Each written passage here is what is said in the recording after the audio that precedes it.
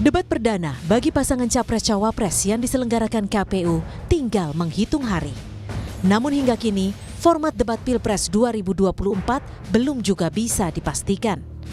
Di tengah kritikan masyarakat pasca usulan ditiadakannya debat khusus Cawapres, ketiga pasangan calon mengaku siap, apapun formatnya nanti. Menurut Cawapres nomor urut 1, Muhaimin Iskandar, KPU lah yang memiliki kewenangan untuk menentukan format. Dirinya tinggal mengikuti saja.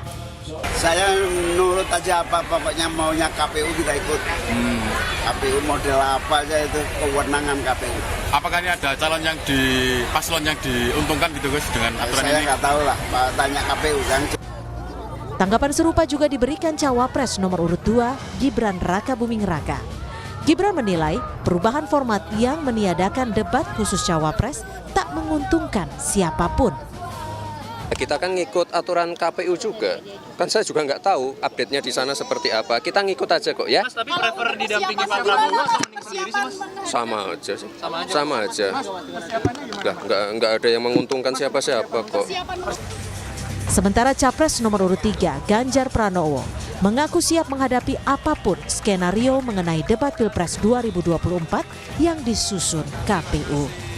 Ia pun menyerahkan segala proses penyelenggaraan pemilu ke KPU dan membiarkan masyarakat yang menilai. Saya sih mau ada atau tidak ada, saya siap untuk skenario apapun.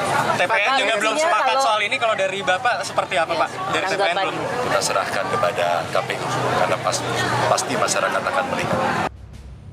Komisi Pemilihan Umum menyebut, apapun format debat Pilpres 2024 yang disepakati nanti, pasti tetap mengacu pada Undang-Undang Pemilu maupun Peraturan KPU nomor 15 tahun 2023. Tim pasangan Capres-Cawapres pun masih bisa memberikan masukan soal format debat, meski keputusan akhir akan diambil KPU secara mandiri. Tim Liputan, Kompas TV.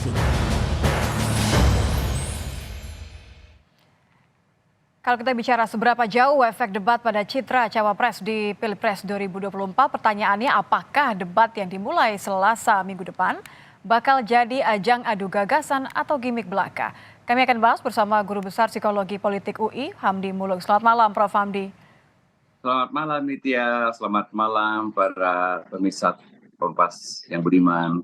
Ya, Prof. Hamdi, semuanya pasti menanti nih ya debat Selasa depan, tapi formatnya nampaknya KPU masih pikir-pikir dulu. Kalau kita lihat ketiga paslon ini kan tadi menyebut ya siap debat, apapun formatnya nanti katanya siap. Nah, saya ingin tanya kepada Prof. Siap debat. Kenapa, Prof? Ya memang harus begitu, siap debat. Harus kan siap ya. Meyakinkan penduduk Indonesia.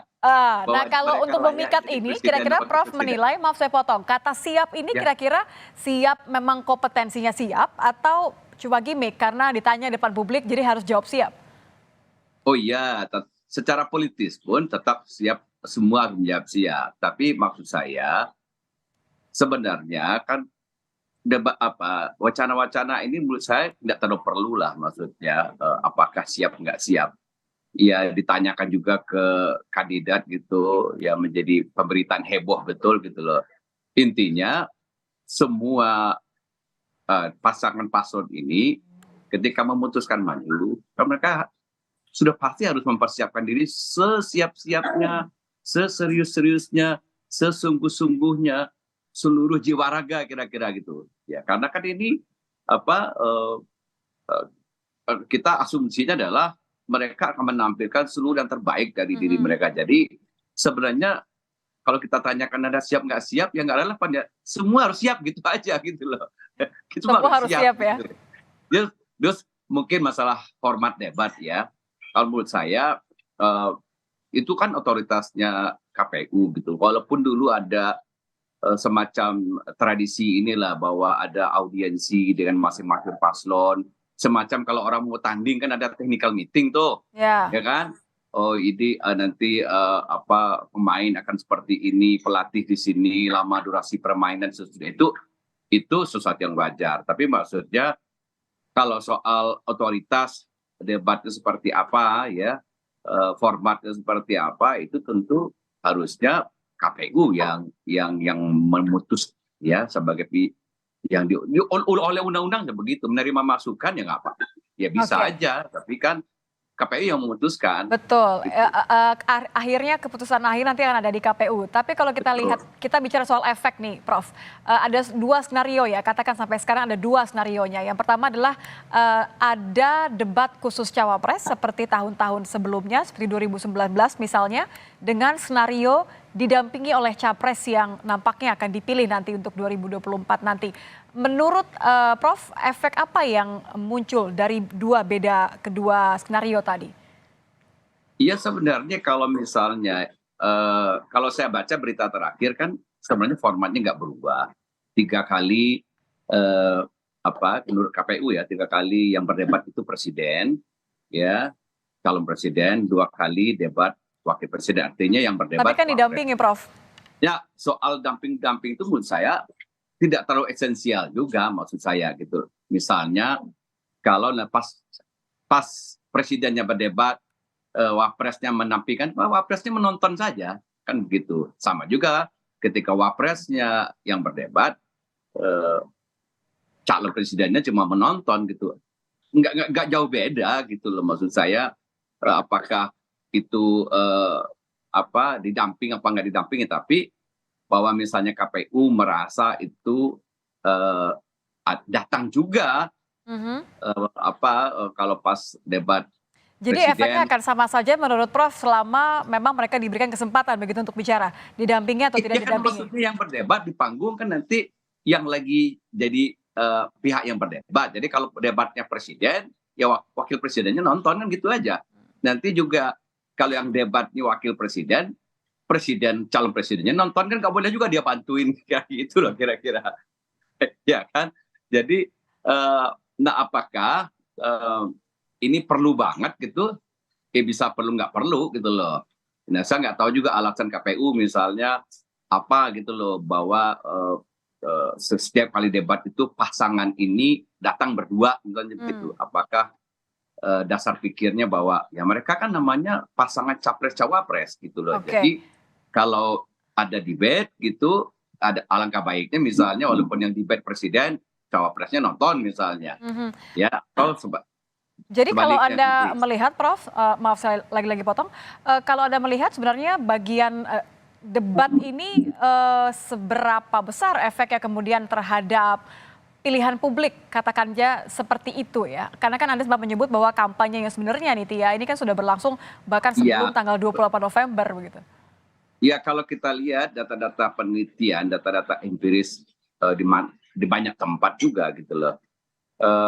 Debat itu sebenarnya kalau untuk pemilih-pemilih yang katakanlah sudah partisansip, core voter dari masing-masing calon itu sebenarnya sudah mantap lah. Jadi apapun debat itu nggak akan banyak mengubah gitu loh.